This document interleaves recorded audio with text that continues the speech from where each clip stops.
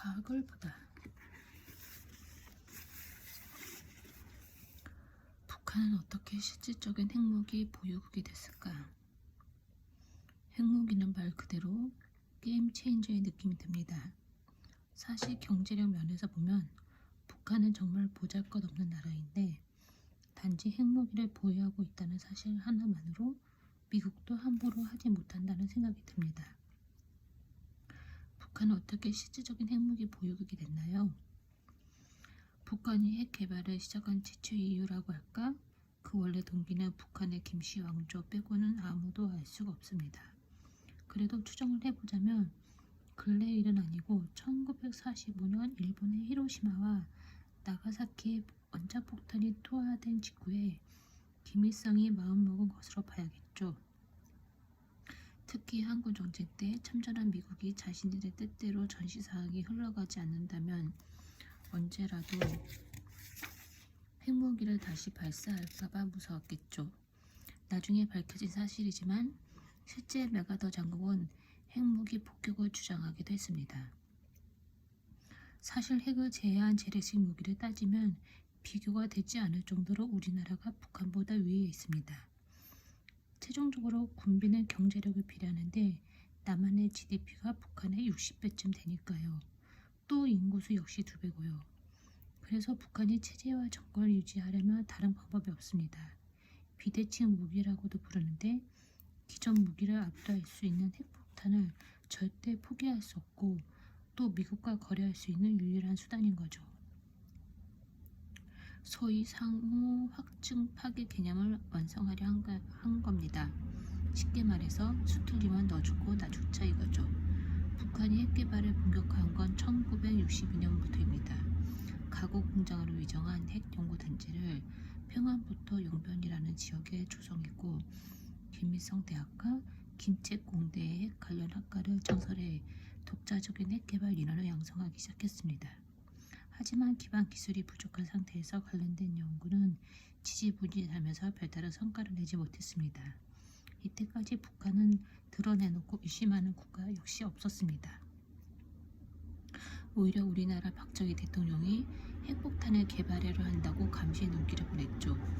그러다가 1991년에 소련이 붕괴하면서 뛰어난 기술을 가진 많은 핵 과학자가 삶의 터전을 잃어버렸는데 북한이 기회를 놓치지 않고 그중 일부를 데려왔고 그때부터 북한의 핵 개발은 비약적인 발전을 이룹니다. 현재는 실질적인 핵무기 보유국으로 암묵적인 인정을 받고 있습니다. 미국도 실효성 있는 제재 수단을 마련하지 못하고 그저 북한이 스스로 더 이상 핵실험을 자제하기를 바라는 것처럼 보입니다. 북한의 첫 번째 핵실험은 2006년 10월 환경북도 길쭉은 풍계리에서 실시됐고 규모는 TNT 0.8KT 규모로 추정됐습니다. 예상보다 폭발력이 작아 실험이 사실상 실패했다는 평가가 많았죠. 2차 실험은 3년 뒤인 2009년 5월 같은 장소에서 이루어졌고 이번에는 3에서 4KT 규모였고 진도 4.5가량의 인공지진이 감지됐습니다.